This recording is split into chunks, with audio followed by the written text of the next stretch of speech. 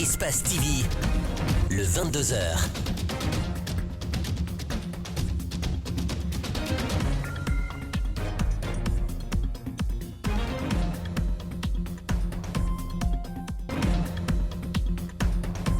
De ce samedi 4 décembre 2021, le prix de la miche de pain a connu une légère augmentation, passant de 4 000 à 4 500 depuis ce vendredi 3 décembre.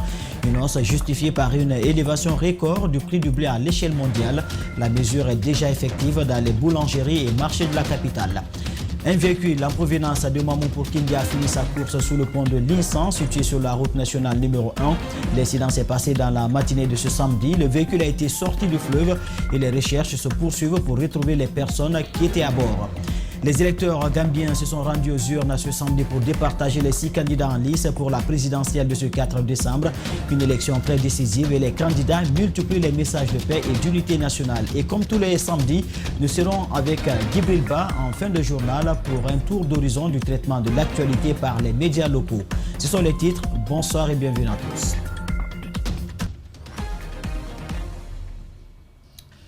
Le gouvernement guinéen, à travers le ministère du Commerce, a annoncé ce vendredi 3 décembre 2021 l'augmentation du prix du pain, une hausse justifiée par l'augmentation du prix du blé à l'international. Les citoyens devront désormais débourser 500 francs de plus, soit 4 500 au lieu de 4 000 pour avoir une miche de pain. Dans les boulangeries et marchés de Conakry, l'augmentation est déjà effective. Djena Bangora et Djibril Kaba Kamara sont allés à la rencontre des citoyens. Suivez. Après concertation entre les autorités, les industriels, les responsables des boulangers et les consommateurs, un prix a été adopté conformément au cours du blé à l'international.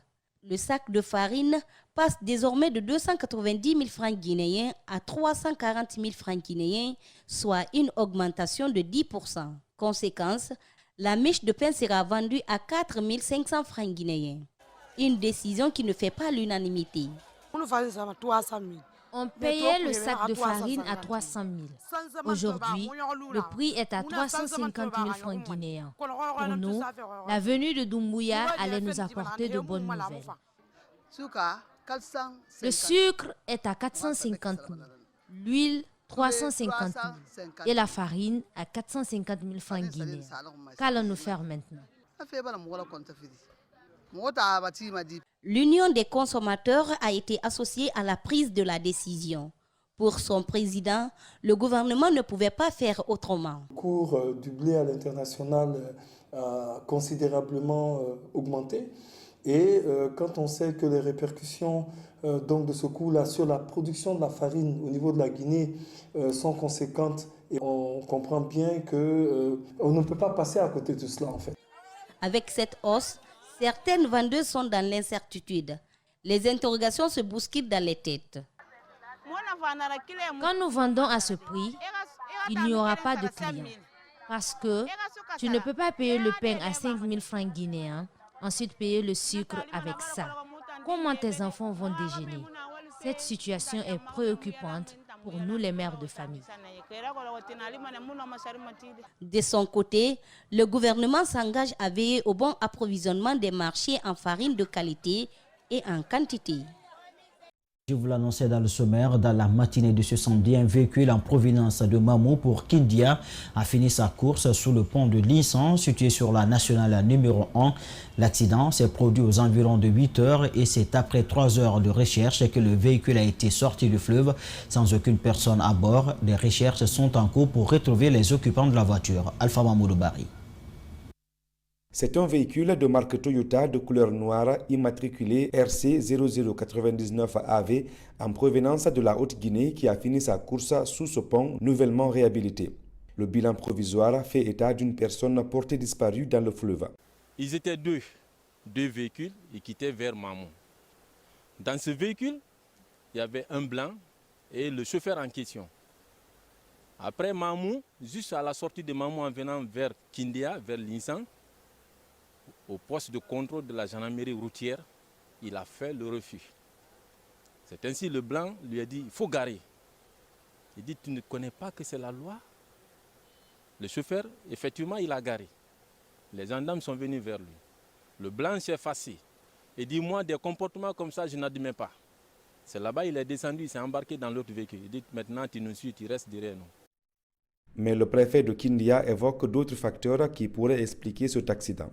Les informations que nous avons reçues, le monsieur, son véhicule était défectueux et on lui a dit de partir réparer le véhicule. Mais je crois que c'est cette défection qui a fait qu'il n'a pas pu contrôler, il n'a pas pu gérer la rentrée du pont. Les recherches ont duré plus de 3 heures de temps. C'est avec tous les risques que ces plongeurs traditionnels, aidés par cette machine, réussiront à localiser le véhicule et de le tirer de l'eau. Nous avons appelé ses parents, ils disent que la pièce ne correspond pas, le nom ne correspond pas à celui qui conduisait le véhicule. Donc ça veut dire que le nom que nous avons n'est pas celui qui est sous l'eau actuellement. Mais les recherches continuent. Le chauffeur du véhicule serait-il resté dans l'eau ou a-t-il réussi à sortir de la voiture avant l'accident? En tout cas, les recherches sont en cours afin de le retrouver. Un reportage signé Alpha Mamoudou Bari, notre correspondant régional à Mamou. Les femmes sont moins impliquées dans les métiers du numérique, d'où le lancement depuis le 29 novembre dernier des réflexions autour de cette thématique. Ce samedi 4 décembre, qui marque la clôture des travaux, les bénéficiaires de cette initiative disent avoir beaucoup appris. Mamoudou Boulere Diallo, Ibrahima Souma Deko. Percer le système de technologie de l'information et de la communication est possible. Voilà pourquoi une formation a été initiée en faveur de jeunes filles et femmes évoluant dans l'administration publique. Il s'agit d'un projet piloté par la Commission économique africaine des Nations Unies pour l'intégration de jeunes filles et femmes dans le métier du numérique. Les critères, c'était l'engagement du gouvernement et aussi le pilotage. On s'est beaucoup battu, il y avait des critères de sélection. Donc on a poussé le projet, on s'est battu et alhamdoulilah, on a pu abriter le programme.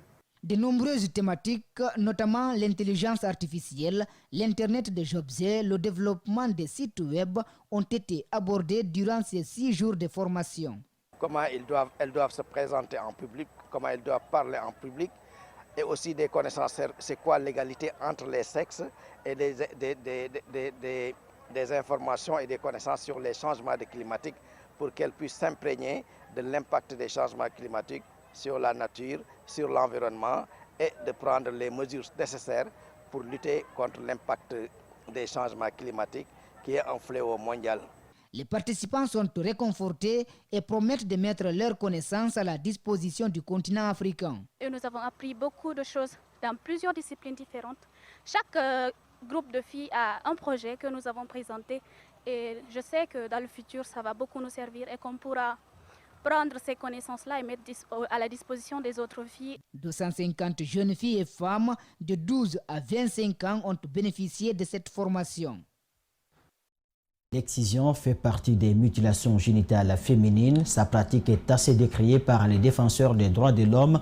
Alors, que disent l'islam et le christianisme sur le sujet? Mamadou Kalisso, Alcedi Camara pour le reportage. L'excision, appelée aussi mutilation sexuelle féminine, recouvre toutes les interventions incluant l'ablation partielle ou totale des organes sexuels externes de la femme ou autres lésions des organes sexuels féminins.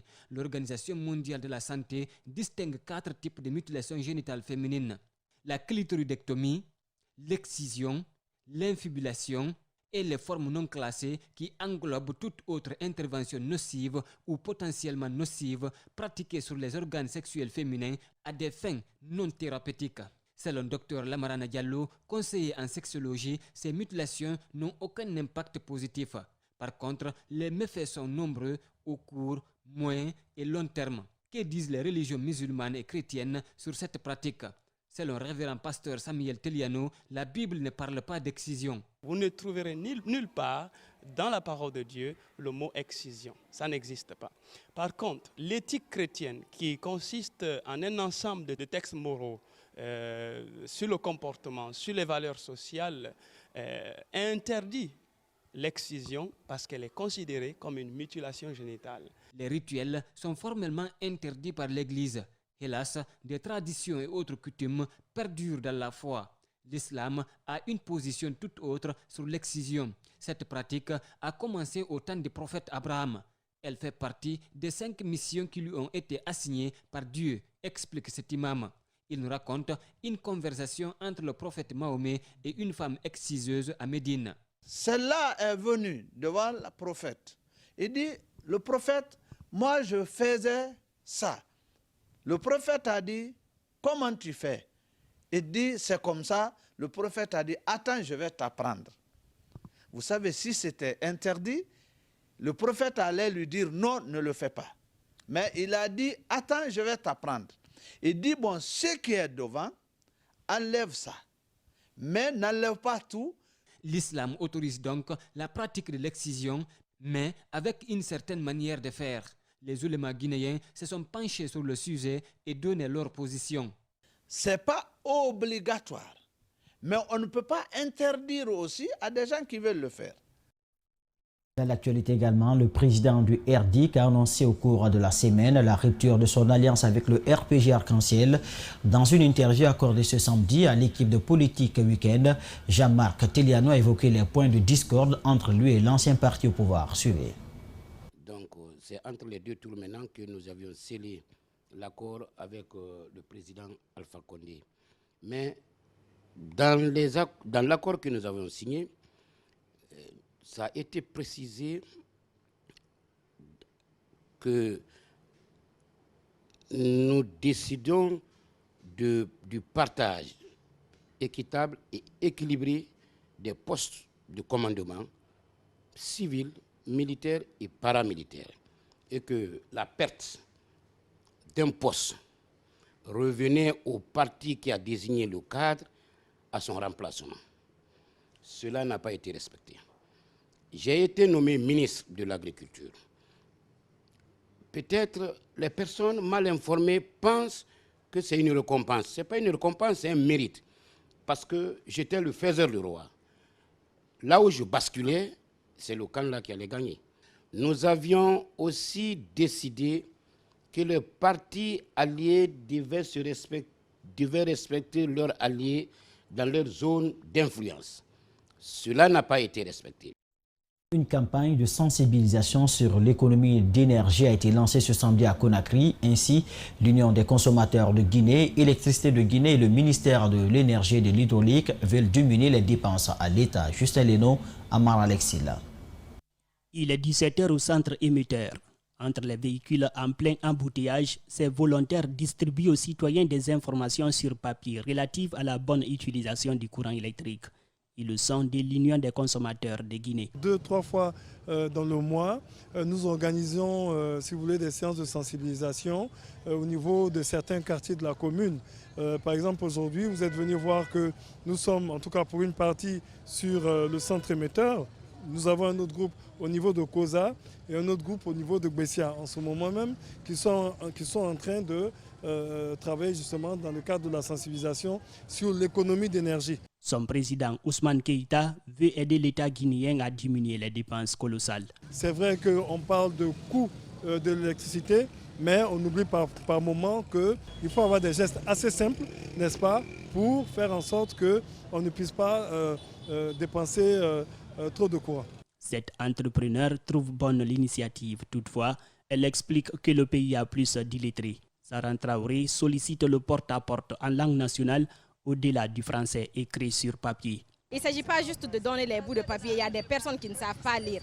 Donc ce qui est important, c'est d'échanger avec les gens directement pour pouvoir les expliquer. L'économie d'énergie est une préoccupation majeure pour l'État guinéen. Le ministre Abessila s'attend à un résultat positif pouvant aider le pays à économiser suffisamment d'argent. À présent, hors de nos frontières, et je vous l'annonçais dans le sommaire, ce samedi 4 décembre 2021, plus de 900 000 Gambiens se sont rendus aux urnes pour élire leur futur président de la République. Depuis 6 heures, de longues files se sont dressées devant les 1500 bureaux de vote à travers le pays. Une élection très décisive et les messages de paix et d'unité nationale étaient sur toutes les lèvres, même les candidats. Le point, c'est avec nos envoyés spéciaux, Alpha Ousmane Ba et Daouda Mohamed Kamara. Nous sommes dans un quartier populaire de Banjul, où les gens sont mobilisés massivement pour voter. C'est la même atmosphère qui règne un peu partout à travers la ville de Banjul et la région. Depuis le matin, les gens se sont levés pour aller glisser, choisir leur président à travers les jeunes pour un mandat de 5 ans. Le premier exemple, c'est les personnes âgées de 80 jusqu'à 90 ans qui ont été les premiers à glisser leur bulletin dans l'urne et des femmes pour montrer le bon exemple. Le vote se passe bien, comme les gens se mobilisent et tout cela est très beau. Je ne pouvais pas venir seul, c'est ma fille qui m'a conduit jusqu'ici. C'est ma façon aussi de montrer que c'est un droit pour moi de voter. Je demande à la jeunesse de simplement suivre nos traces.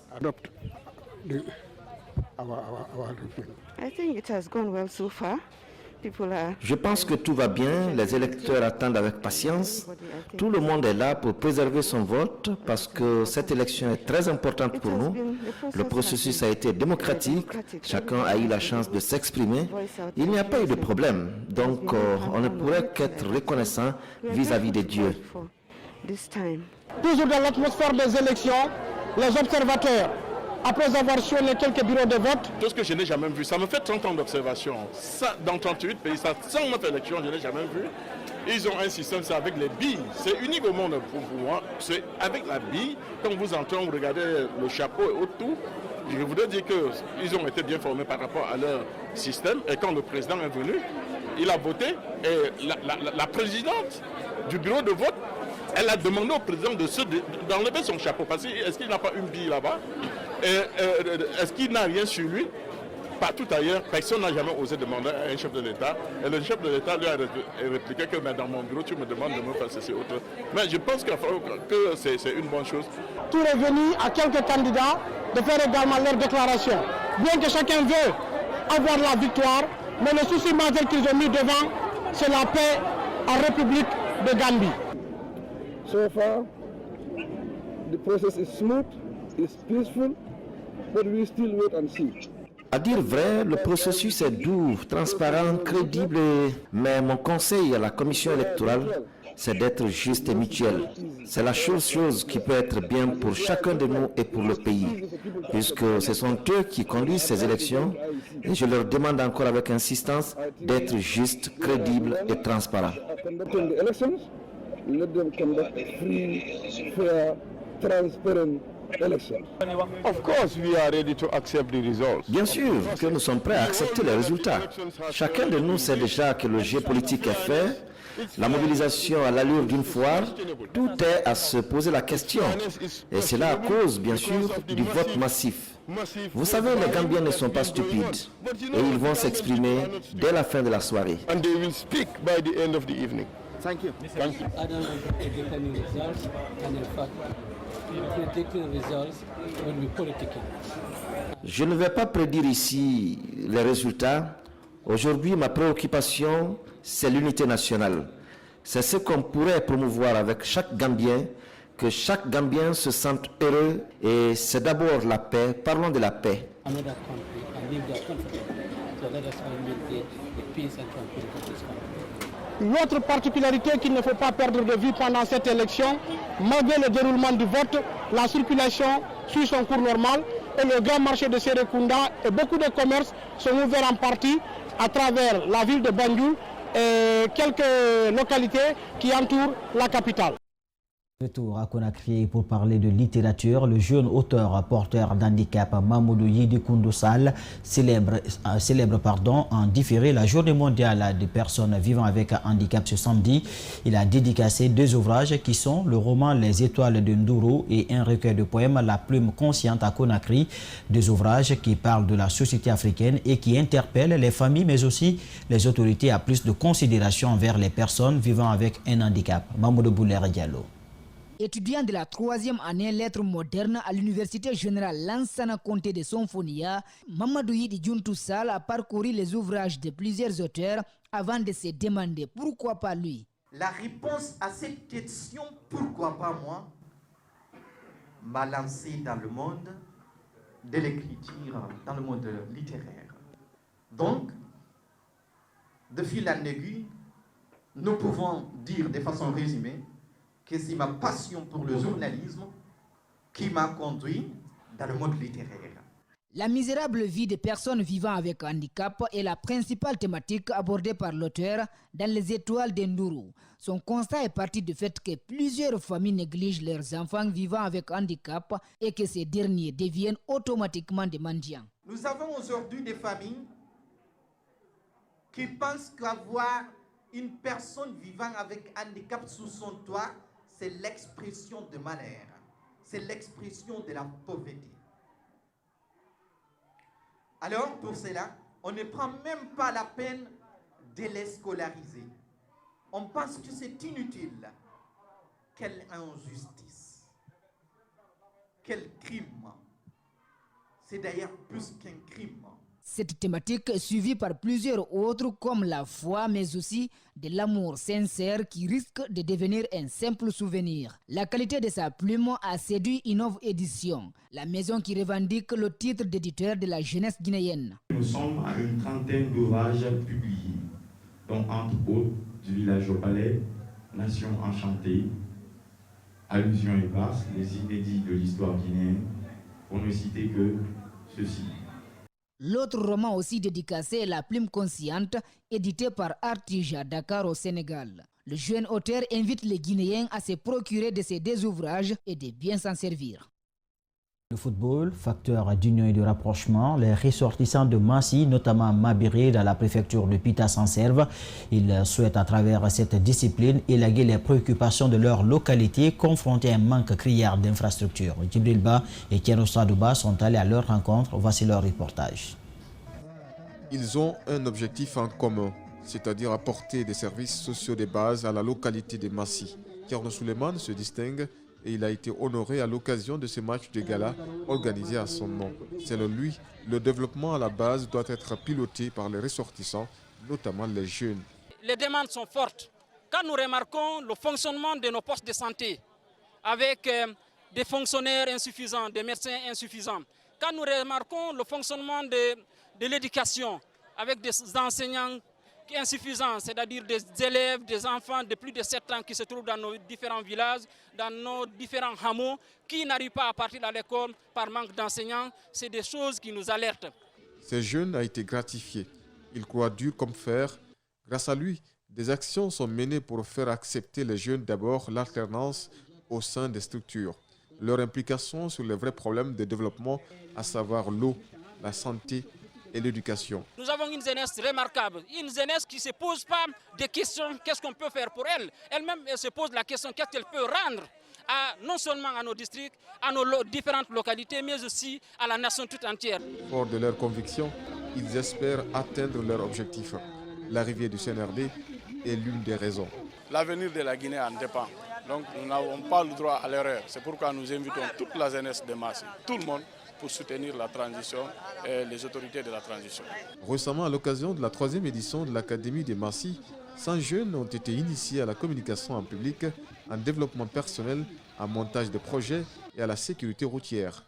Ces jeunes, dans les perspectives, comptent mener des journées de réflexion pour faire le diagnostic de leur initiative. À présent, la une des médias.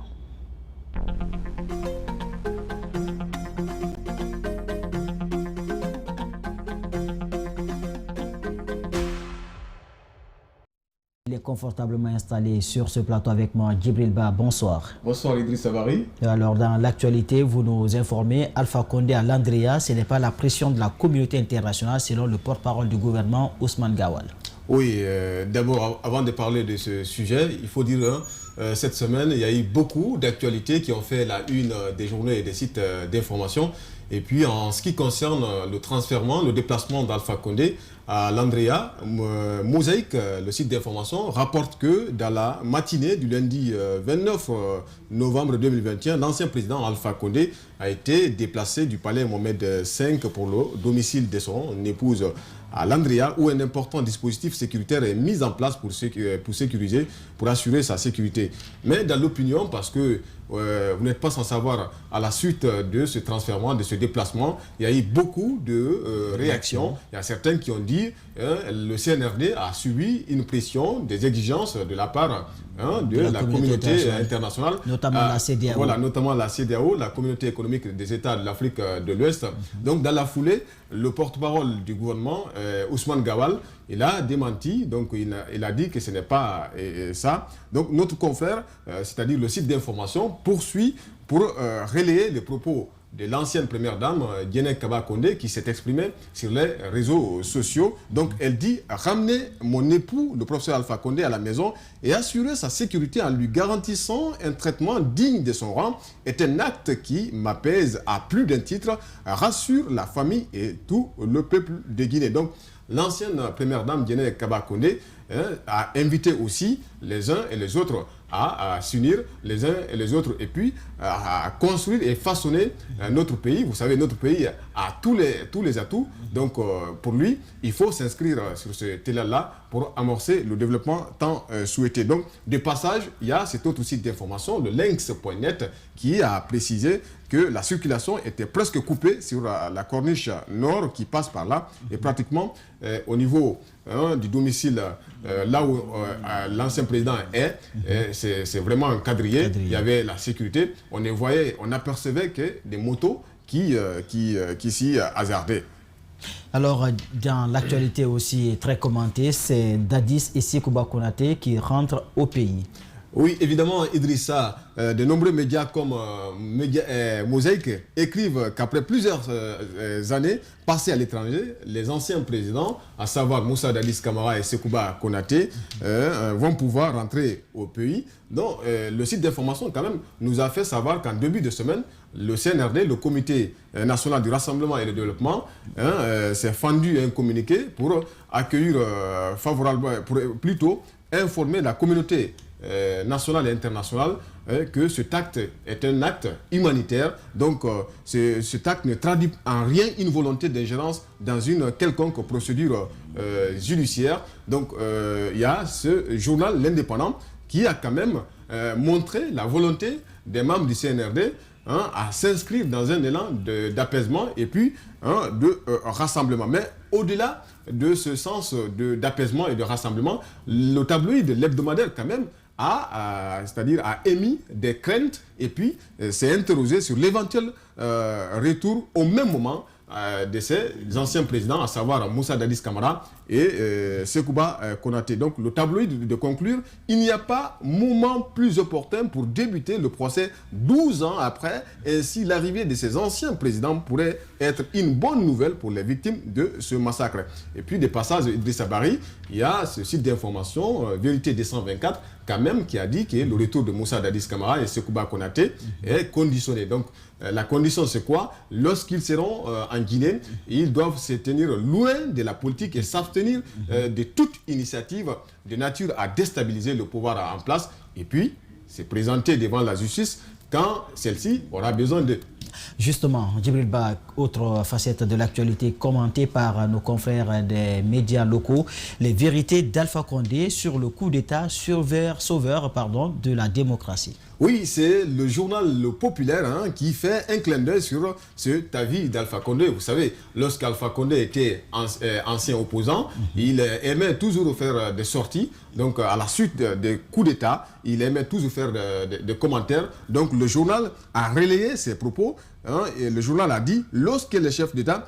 Non, le journal a plutôt relayé cette citation de l'ancien président Alpha Condé. Donc, il dit, lorsque les chefs d'État manipulent les constitutions pour se faire réélire en permanence de façon illégale, ça, ce sont des coups d'État permanents. S'il y a un coup d'État contre une dictature, ça ouvre vers la démocratie. Donc, il ne faut pas mettre tous les coups d'État sur le même plan. Qui dit mieux? Donc, s'interroge le journal Le Populaire.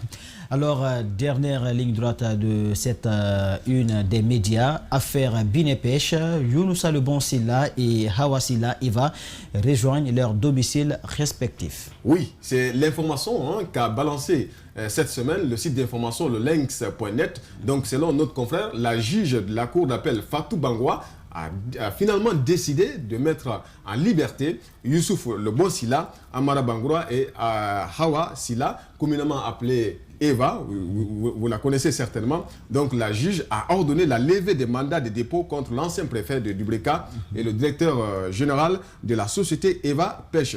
En ce qui concerne Eva, elle a c'est-à-dire bénéficié d'une liberté également. Donc tous ces prévenus-là rejoignent leurs domiciles respectifs après, figurez-vous, 3 semaines de leur condamnation en première instance. Mais de passage, quand même, il y a eu cette réaction de Maître Béa, Maître Salifou Béa, quand même, qui a réagi sur le site d'information Mosaïque. Donc, il s'est dit vraiment surpris de cette décision au regard des dommages subis par son client. La demande de la remise à liberté des prévenus est, selon lui, prématurée. Quand même, il faut rappeler que cette affaire n'a pas commencé aujourd'hui. Donc, les prévenus étaient condamnés au paiement de 10 milliards de francs guinéens au titre de dommages et intérêts. Donc, c'est là à cause d'expropriation du domicile de la société Binet Pêche, comme vous l'avez dit tout à l'heure sur votre question. Donc, Binet Pêche, c'est une société chinoise. Donc, cette semaine, voilà comment on a pu récapituler. Comme je l'ai dit en introduction, il y a eu beaucoup d'actualités qui ont fait la une des journaux, ainsi de suite. Merci en tout cas Djibriba pour tous ces éclairages. Ainsi prend fin cette édition qui a été coordonnée par Bernard Koundouno. Il a été dirigé à la régie par Lamine Sidibé, Aboubakar Fotesouma et Salimou Fofana. À présent, je vous laisse suivre ces publi-reportages de nos partenaires. Ce journal, vous pouvez le retrouver sur toutes nos plateformes digitales. D'ici là, bonne suite de programme sur Espace TV.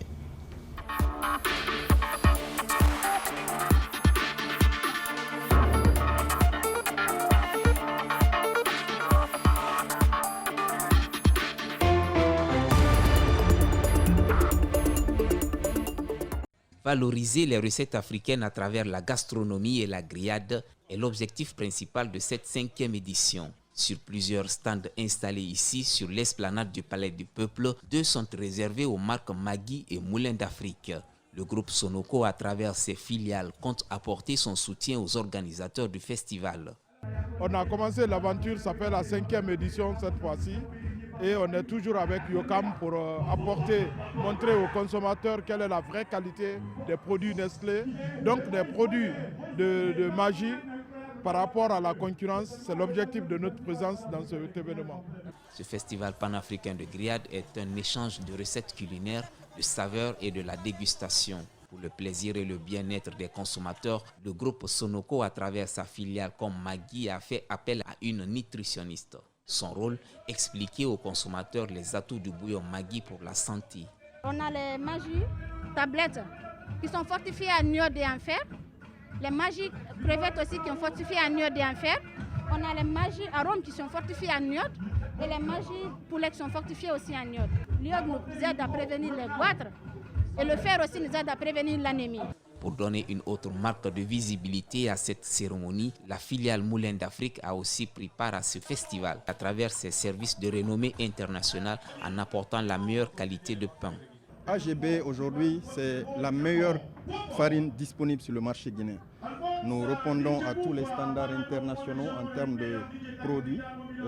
Nous avons une usine certifiée. Nous produisons une farine de qualité, accessible, abordable. Nous avons des points de vente disponibles à travers tout le pays. Donc nous sommes une industrie proche de la population.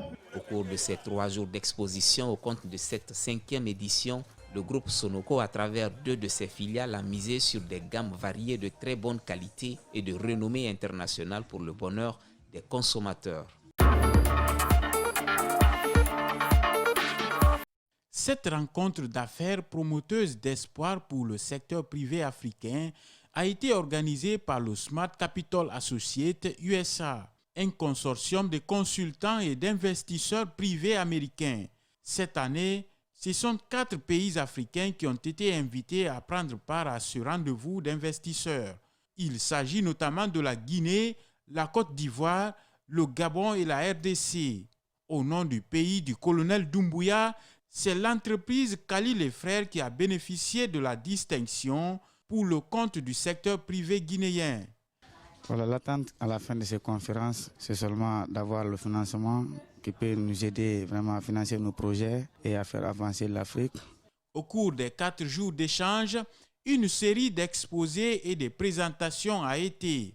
Des discussions fructueuses s'en sont suivies et les opportunités d'investissement ont été exposées. Au nombre des décisions, plusieurs contrats ont été paraphés par certains participants africains, dont le Guinéen Ibrahima Condé.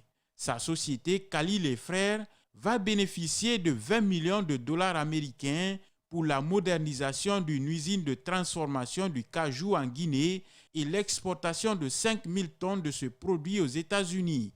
Je suis satisfait à 100% d'avoir participé au forum qui est à la dimension internationale. Smart Capital Associates USA, une institution chargée d'appuyer des projets économiques et de développement social en Afrique dans les domaines de la construction des logements, des travaux publics, de l'énergie solaire et de l'agro-industrie, par la voix de son directeur général, tire des conclusions du forum.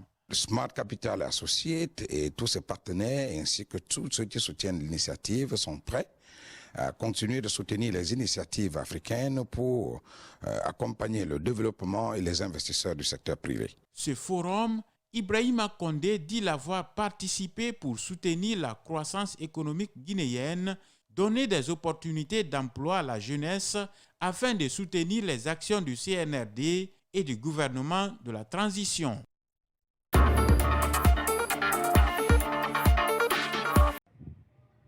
Réunis en collectif, ces jeunes de la commune rurale de Kamsara ont initié cette cérémonie de prière et de lecture du Saint-Coran pour faciliter le projet de construction et d'achèvement de l'hôpital communautaire de Filima. Elle a regroupé les sages et les jeunes de la localité.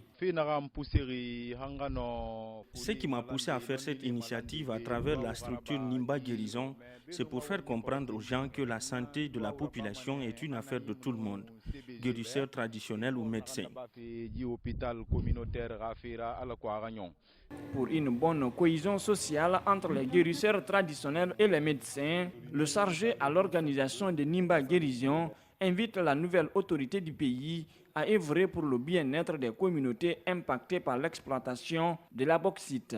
La santé, l'ANEM nous a montré que c'est une priorité pour eux. Elle doit être aussi une priorité pour les devanciers qui sont dans la capitale. Et c'est un appel que nous faisons au chef de l'État et aux responsables de la région de Boké d'appuyer l'ANAIM dans son projet afin qu'elle aboutisse. Pour les initiateurs, cette prière est d'une importance capitale pour la réussite de ces travaux. Le président de Nimba Guérison porte au pinacle les efforts de la CBZ et de l'ANAIM. Nous invitons les médecins et les guérisseurs traditionnels à se donner les mains pour la finalisation des travaux de construction de cet hôpital communautaire à Filima. Selon les organisateurs de cette lecture du Coran, la prière est la chose qui peut permettre à une collectivité ou à une nation de connaître son émergence.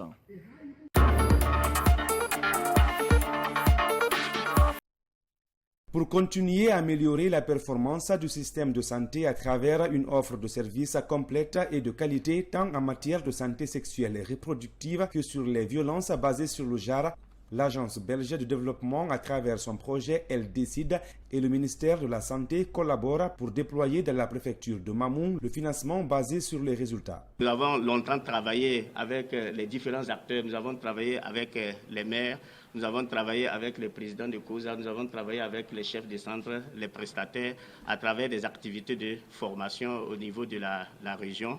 Et aujourd'hui, on est vraiment à la fin du processus. Le montant de la mise en œuvre du FBR à Mamoun est de 1 719 569 € pour une période de 18 mois. C'est un financement qui viendra après avoir produit un certain nombre de résultats qui sont quantitatifs et qualitatifs. L'approche, c'est une approche qui renforce le système de santé à travers la contractualisation. Il y a un certain nombre d'indicateurs qui sont identifiés par niveau, du niveau central jusqu'au niveau périphérique, au niveau des centres de santé et au niveau aussi communautaire. Cette activité va intéresser toutes les formations sanitaires qui se trouvent dans la préfecture de Mamoun. Il s'agit là de la base au sommet en fait de Mamoun. Président la cérémonie de lancement, la première autorité de la région s'engage à accompagner cette action qui vise à renforcer le système de santé local. Je voudrais donc, à cette heureuse occasion, vous rassurer de l'engagement individuel et collectif des autorités régionales, préfectorales, communales, religieuses, ainsi que les forces de défense et de sécurité, pour l'ancrage de cette approche de notre région. Il est donc prévu, en cas de résultat concluant, la mobilisation de nouvelles ressources financières pour la continuité de l'action dans le district sanitaire de Mamou.